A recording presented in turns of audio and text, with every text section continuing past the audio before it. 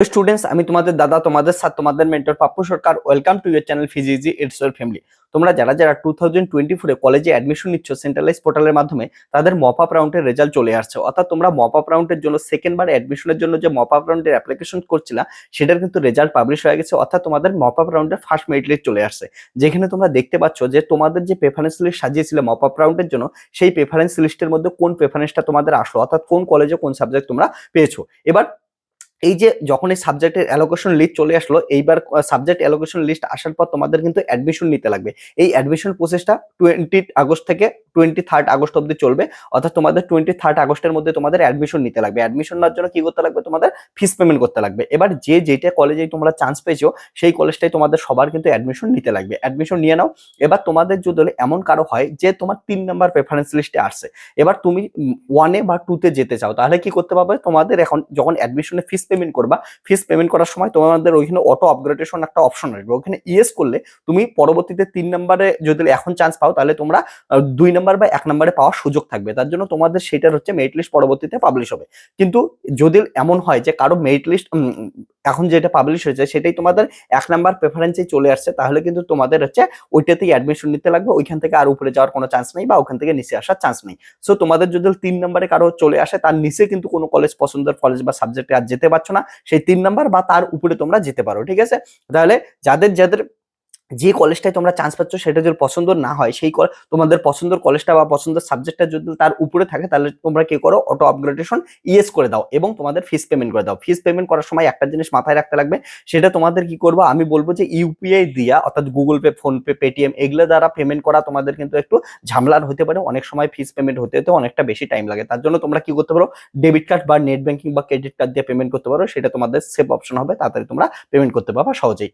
কিন্তু জিপে দিয়েও পেমেন্ট করতে পারো, কিন্তু সেখানে কিন্তু একটু প্রবলেম আসতে পারে। এবার শোনো, তোমাদের যদি এখন এমন অনেকের মাথায় কোশ্চেন থাকে যে আমি আমার পছন্দের মপ আপ রাউন্ডেও আমার পছন্দের কলেজ, পছন্দের সাবজেক্ট পাইনি, আমি এখন অ্যাডমিশন না নেই, পরবর্তীতে মপ আপ রাউন্ডে তো সেকেন্ড মেরিট লিস্ট পাবলিশ হবে, তখন আমি অ্যাডমিশন নেবো। অ্যান্সার হচ্ছে না, এটা কেউ করতে পারবে না। এখন যদি কেউ অ্যাডমিশন না নাও, অ্যাডমিশন না নিলে তোমাদের কিন্তু যে সেকেন্ড মেরিট লিস্টে তোমাদের কিন্তু নাম আসবে না।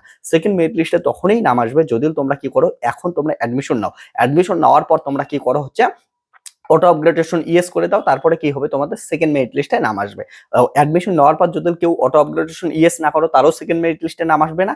আবার যাদের 1 নাম্বার প্রেফারেন্সে এখন অ্যাডমিশন নিতেছো, তারাও কিন্তু সেকেন্ড মেরিট লিস্টে নাম আসবে না। সেকেন্ড মেরিট লিস্টে তাদের নাম আসবে যারা যারা কি করতেছো, এখন ফার্স্ট রাউন্ডে কোনো সিটেই অ্যালোকেটেড হয়নি, তারা, তাদের নাম আসতে পারে। বা যারা যারা ফার্স্ট রাউন্ডে অ্যাডমিশন নেওয়ার পর তোমাদের কি হচ্ছে, অটো আপগ্রেডেশন ইয়েস করতেছো, তোমাদের কিন্তু নাম আসতে পারে হচ্ছে সেকেন্ড মেরিট লিস্টে। এবার সেকেন্ড মেরিট লিস্ট তোমাদের পাবলিশ হবে হচ্ছে 27 আগস্টে সেকেন্ড মেরিট লিস্ট পাবলিশ হবে। এবং সেকেন্ড মেরিট লিস্ট যখন পাবলিশ হবে, তারপরে তোমাদের যদি পছন্দের কলেজ পাও, সেই পছন্দের কলেজে তোমরা অ্যাডমিশন নিতে পাবা 27 থেকে 30 আগস্ট অব্দি। তাহলে 27 থেকে 30 আগস্ট অব্দি তোমরা অ্যাডমিশন নিতে পারো। ওইখানেও সেম ভাবে তোমাদের অ্যাডমিশন নিতে লাগবে। এবং পরবর্তীতে তোমাদের 30 আগস্টের মধ্যে অ্যাডমিশন কমপ্লিট হলে, তারপরে তোমাদের 3 থেকে 7 আগস্টের মধ্যে তোমাদের হচ্ছে পরে ফিজিক্যাল ভেরিফিকেশন হবে। অর্থাৎ কলেজে যেতে লাগবে, কলেজে তোমাদের নিজেদের প্রেজেন্ট থাকতে লাগবে। প্রেজেন্ট থাকার পরবর্তীতে তোমাদের কি হবে, ওখানে যে তোমাদের অরিজিনাল ডকুমেন্টস আছে, সমস্ত অরিজিনাল ডকুমেন্ট নিয়ে যেতে লাগবে। নিয়ে যায় তোমরা কি করবে, ওখানে ফিজিক্যাল ভেরিফিকেশন করবা। আর অবশ্যই অরিজিনাল ডকুমেন্টের সময় একটা জিনিস খেয়াল রাখতে পারলে, তোমাদের যদি কারো কাস্টে ভুল হয়, অর্থাৎ তোমার কোন রিজার্ভেশন ক্যাটাগরি, সেই ক্যাটাগরিতে ভুল হলে, বা তোমাদের যদি নাম্বার বসাইতে, অ্যাপ্লিকেশনের সময় নাম্বার বসাইতে ভুল হয়, তাহলে কিন্তু তোমাদের তখনও অ্যাডমিশন ক্যান্সেল হতে পারে। এই জিনিসটা আগেই বললাম। আর যাদের সমস্ত কিছু ঠিক থাকবে, তাদের ফিজিক্যাল ভেরিফিকেশনে ফাইনাল অ্যাডমিশন হবে। অর্থাৎ এখন যে অনলাইনে ফিস পেমেন্ট করার পর যে অ্যাডমিশন হচ্ছে, সেটা তোমাদের কিন্তু প্রভিশনাল অ্যাডমিশন বলে। ওকে, সো তোমাদের এই জিনিসটা আমি সামারি করে বলতেছি।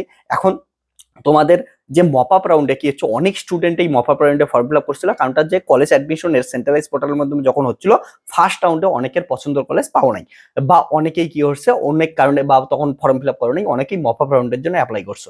এবার যারা যাদের মপ আপ রাউন্ডের জন্য অ্যাপ্লাই করছো, এখন হচ্ছে মপ আপ রাউন্ডের সিট অ্যালোকেশন লিস্ট চলে আসছে। অর্থাৎ 20 আগস্ট সিট অ্যালোকেশন লিস্ট চলে আসছে, ফার্স্ট সিট অ্যালোকেশন লিস্ট বা মেরিট লিস্ট 1, যেখানে তোমাদের প্রেফারেন্স যেগুলো সাজাইছিল, সেই প্রেফারেন্স অনুযায়ী তোমরা একটা প্রেফারেন্স পেয়েছো।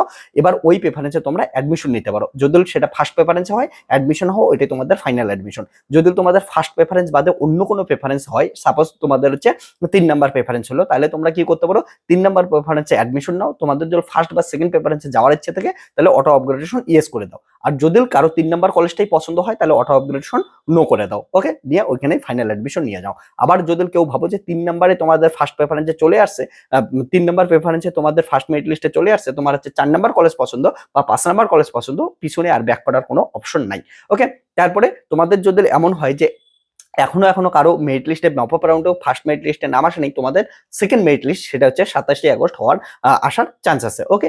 এবং তোমরা যদি এমন এখন মেরিট লিস্টে নাম আসছে কিন্তু তোমার পছন্দের কলেজটা উপরে আছে, তোমার সেটা তুমি চান্স পাও না, তার জন্য অ্যাডমিশন নিচ্ছ না, তাহলে কিন্তু বোকামি করবা। অ্যাডমিশন সবার নিতে লাগবে, অ্যাডমিশন নেওয়ার পর তোমাদের কি করতে লাগবে, অটো আপগ্রেডেশন ইএস করতে লাগবে, তখনই সেকেন্ড মেরিট লিস্টে তোমাদের নাম আসতে পারে, ওকে। এই জিনিসগুলো মাথায় রাখতে লাগবে। আর তোমাদের যদি এই রাউন্ডেও কেউ হচ্ছে অ্যাডমিশন নেওয়ার পর তোমরা সিট ক্যান্সেল করে দাও বা অ্যাডমিশন ক্যান্সেল করে দাও, তাহলে তোমাদের কিন্তু অ্যাডমিশন ফিসের যে রিফান্ডটা আসবে, রিফান্ডটা কিন্তু চলে আসবে। এবং তোমাদের যদি ভাবো যে ফার্স্টটা যখন ফেজ চলতেছিল, ফেজ 1 এর যে অ্যাডমিশন নিয়েছিল অনেক নেওয়ার পর ক্যান্সেল করছে, সেই ফিস পেমেন্টটা কি এখানে চলে আসবে না, তোমাদের ওই ফিস পেমেন্টটা তোমাদের যে ব্যাংকের অ্যাকাউন্ট নাম্বার দেওয়া আছে সেই ব্যাংকের অ্যাকাউন্টে কিন্তু চলে যাবে। আর তোমাদের এইখানে অ্যাডমিশন নেওয়ার সময় তোমাদের কিন্তু নিজে আবার নতুন করে ফিস পেমেন্ট করতে লাগবে, ওটা তো ব্যাংকে আসবে আর এটার জন্য নতুন করে ফিস পেমেন্ট করতে লাগবে। এবং তোমাদের যদি এখন মেরিট লিস্ট 1 এ যখন অ্যাডমিশন নিচ্ছ, অ্যাডমিশন নেওয়ার পর যদি ফিস পেমেন্ট করে দাও তোমরা, সাপোজ ফিস তোমার অ্যাডমিশন ফি 3000 টাকা, সেই 3000 টাকায় যদি ফিস পেমেন্ট করে দাও,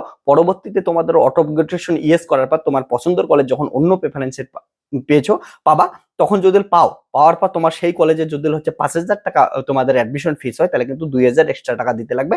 আর যদি ওই কলেজে 2000 টাকা ফিস পেমেন্ট হয়, তাহলে তোমাদের 1000 টাকা পরবর্তীতে রিটার্ন দেওয়া হবে, ওকে। এটা ছিল হচ্ছে অ্যাডমিশন ফিসের রিটার্নের সমস্ত হচ্ছে গল্প। আর একটা জিনিস খেয়াল রাখতে লাগবে, এখন কিন্তু তোমাদের লাস্ট চান্স, এইবার যদি অ্যাডমিশন না নাও তাহলে কিন্তু তোমার 1 বছরের জন্য ড্রপ নিতে লাগতেছে। তার জন্য যেটা কলেজে চান্স পাইছো, তোমার যদি কলেজে পড়ার ইচ্ছা থাকে তাহলে অবশ্যই অ্যাডমিশন নিয়ে নাও। অ্যাডমিশন নেওয়ার পর যদি উপরের দিকে ভালো কলেজে ইচ্ছা থাকে, অটো আপগ্রেডেশন ইএস করে দাও। আর যাদের 1 নাম্বার প্রেফারেন্স লিস্ট চলে আসছে তাদের করার কিছুই নেই, ফিস পেমেন্ট করো এবং ওইটা কলেজেই তোমাদের ফাইনাল অ্যাডমিশন নাও, পরবর্তীতে যাবা কলেজে গিয়ে ফিজিক্যাল ভেরিফিকেশন করানোর পর তোমাদের অ্যাডমিশন কিন্তু কমপ্লিট হবে, ঠিক আছে। সো তোমাদের এখন ডেটগুলো তোমরা কি করো, ফার্স্ট মেরিট লিস্টে যাদের নাম আসছে, অ্যালোকেশন আসছে, তোমরা সকলেই অ্যাডমিশন নিয়ে নাও। যদি পছন্দের কলেজ না পায় তাহলে অটো আপগ্রেডেশন ইএস করে দাও, পছন্দের কলেজ হলে অটো আপগ্রেডেশন নো করে দাও। এবং তোমাদের কিন্তু 23 আগস্টের মধ্যেই সবার ফিস পেমেন্ট করে দিতে লাগবে, অ্যাডমিশন ফিস পেমেন্ট করে দিতে লাগবে, ওকে। ক্লিয়ার হচ্ছে সবার কাছে? এবার যাদের অটো আপগ্রেডেশন ইউজ করবে, তোমাদের সেকেন্ড মেরিট লিস্ট পাবলিশ হবে, বা যারা চান্স পাও নাই তাদের জন্য সেকেন্ড মেরিট লিস্ট পাবলিশ হবে কত হচ্ছে 27 আগস্ট, তারপরে 27 আগস্ট থেকে 30 আগস্ট পরবর্তীতে সেকেন্ড মেরিট লিস্টে যাদের নাম আসবে তোমরা কিন্তু অ্যাডমিশন নিতে পারো। ক্লিয়ার হচ্ছে? ওকে। সো এগুলাই ছিল তোমাদের হচ্ছে অ্যাডমিশন সংক্রান্ত আপডেট। এরপরেও যদি তোমাদের অ্যাডমিশন সংক্রান্ত কোনো কিছু কোশ্চেন থাকে অবশ্যই তোমরা কমেন্ট সেকশনে কমেন্ট করতে পারো।